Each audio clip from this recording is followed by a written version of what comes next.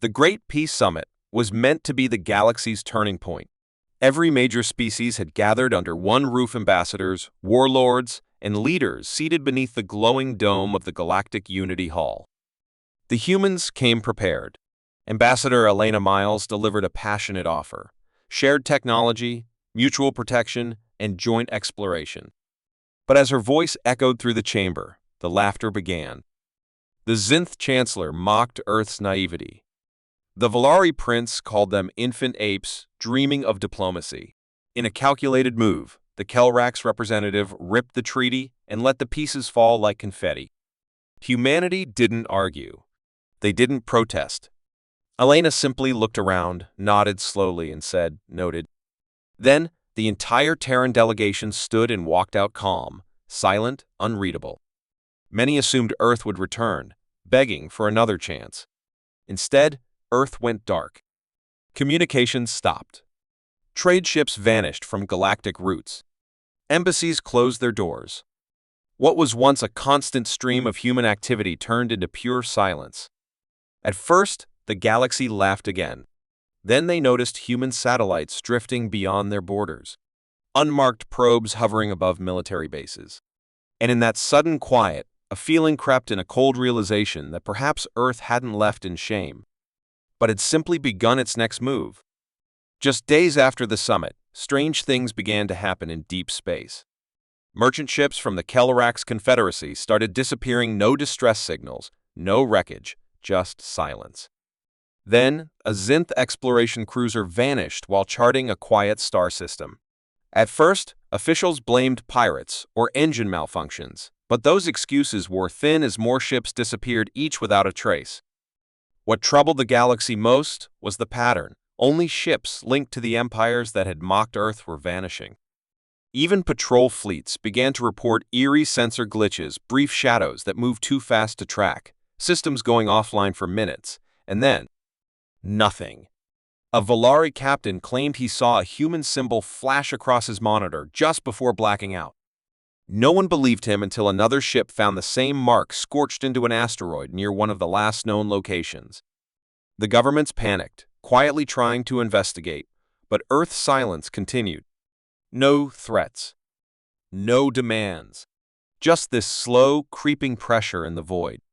Every admiral and strategist realized something horrifying. This wasn't random. It was precise, calculated. And whoever was behind it wasn't trying to start a war.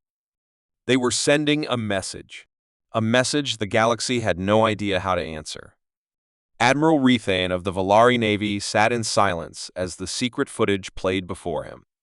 It showed something impossible: human strike teams moving like ghosts through a Zinth weapons facility, disabling systems without killing anyone, and vanishing before alarms could sound.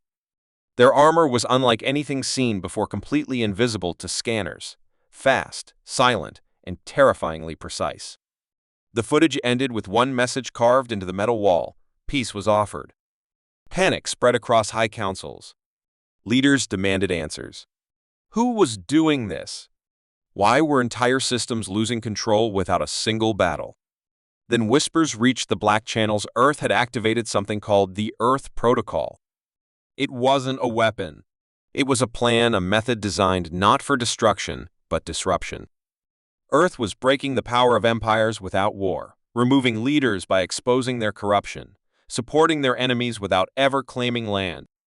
Colonies long abandoned by their governments suddenly found supplies, protection, even medical care, all dropped by unmarked human drones. Slowly, entire populations began to question their own rulers. Earth didn't need to invade. It simply made people stop fearing the old powers. And now, without firing a single shot, humans were doing what warlords couldn't, changing the galaxy from within. Across the galaxy, change came not with explosions, but with silence and doubt.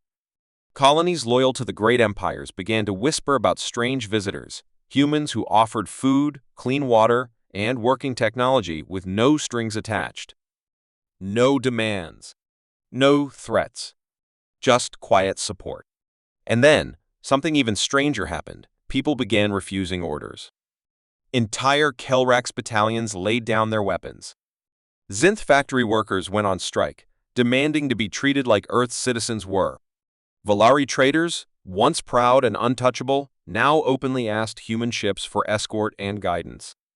The old powers couldn't understand it how Earth, without firing a single shot, was tearing down centuries of control. Surveillance hubs picked up more strange events, encrypted human broadcasts giving instructions to rebel cells, anonymous gifts of power shields sent to border villages, leaders exposed in public scandals, all seemingly orchestrated from the shadows. And still, Earth said nothing. There were no speeches, no declarations of war, just precision. Every empire watched helplessly as trust in their rule faded day by day. Their strength had once come from fear. But now, their people saw an alternative. One by one, planets began declaring independence not to join Earth, but to follow its example. The galaxy started to believe that maybe peace wasn't weakness. Maybe it was power. In secret meetings, high commanders asked the same question over and over. If Earth could do all this without violence, what were they truly capable of if pushed further? And that fear, the unknown edge of human intent, was what finally broke the old order. Not weapons, not armies, just the quiet fall of loyalty, like stars blinking out in a night sky one by one. The Galactic Council Hall, once filled with the loud voices of powerful empires, now stood quiet. The seats, once owned by the Zinth, Kelarax, and Valari leaders, were empty. Those governments had collapsed from within. In their place stood new voices, colony leaders, scientists, farmers, and former soldiers. All of them had one thing in common: they had been helped, protected, or saved by humans when their own leaders abandoned them. No war had done this. No invasion. Just Earth's silent hand, working behind the scenes, lifting the forgotten. And now, the galaxy waited as Ambassador Elena Miles returned, not in formal robes, but in worn field gear, her sleeves rolled up like a worker, not a ruler. She walked straight to the center of the hall and placed a single data pad on the council table. No grand speech. No threats. Just a revised peace treaty, simple, fair, and firm. It offered cooperation without control, trade without tribute, and protection without occupation. The galaxy listened closely this time. Elena looked at them and said, "We never wanted war. We still don't. But we will never ask twice for peace."